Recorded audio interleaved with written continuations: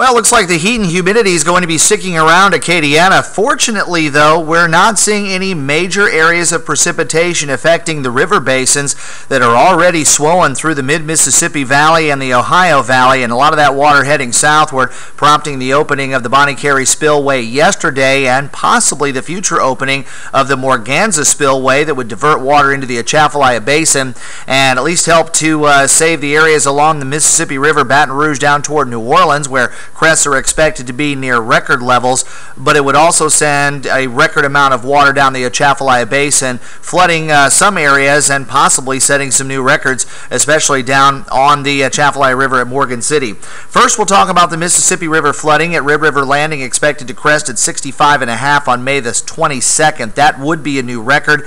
Baton Rouge forecast to go up to 47.5. Now the levees top at 48 feet in downtown Baton Rouge, so it'd be pretty close, and the volume of water is going to be very, very heavy.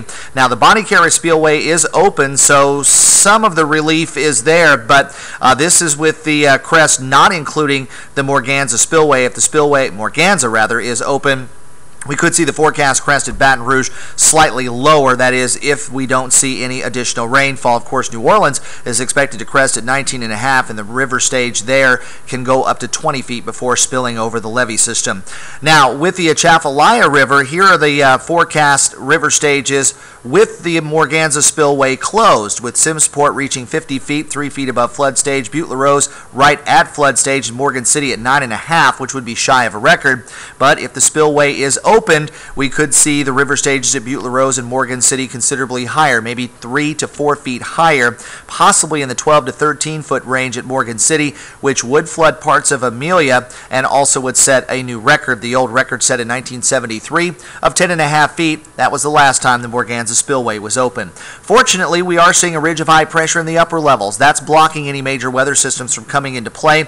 We have seen some scattered showers and some thunderstorms out over Texas, riding through the Arklatex and into the mid-Mississippi Valley, but nothing significant enough to change any of the forecasts that are out there for right now. Here at home, we'll see partly cloudy skies. Temperatures are going to be quite warm, and it will be humid too, as our high temperatures will climb back into the upper 80s to near 90, and the heat index could go as high as 105 degrees. Now, over the next 24 hours, we will see partly cloudy skies, afternoon highs near 90 here in Lafayette, falling back into the 70s overnight tonight. We'll probably see some of the low clouds and fog redeveloping. Hazy start to the morning Wednesday, temperatures in the 70s, partly to mostly cloudy skies, warm and humid with highs in the upper 80s. We do have a frontal boundary that will get closer to the area by Thursday and Friday, and that could spark off a few widely scattered showers and thunderstorms during the afternoon. Needed rain for the drought here at home, but it doesn't look like it's going to be enough rain to impact any of the river stages farther to the east. Partly cloudy, warm and humid. Highs today near 89, south winds at 10.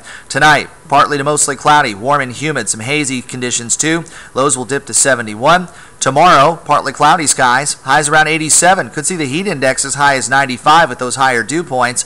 A couple of isolated showers popping up with the daytime heating during the afternoon Thursday and Friday. Some of those summertime type storms where they're kind of hit and miss with highs near 90, the heat index about 95. Saturday and Sunday, we'll see some drier air filtering in, so it'll still be warm during the day, but temperatures at night should fall back into the 60s. Of course, you can get all the latest on our river stages by logging on to KATC.com. There's a special section there called Flood 2011, so check that out. It's got all the latest stories and all the evacuations and the sandbag locations, plus any additional information you might need over the next several weeks as the river stages will continue to rise. I'm meteorologist Dave Baker in the Storm Team 3 Weather Lab. Thanks for visiting KATC.com.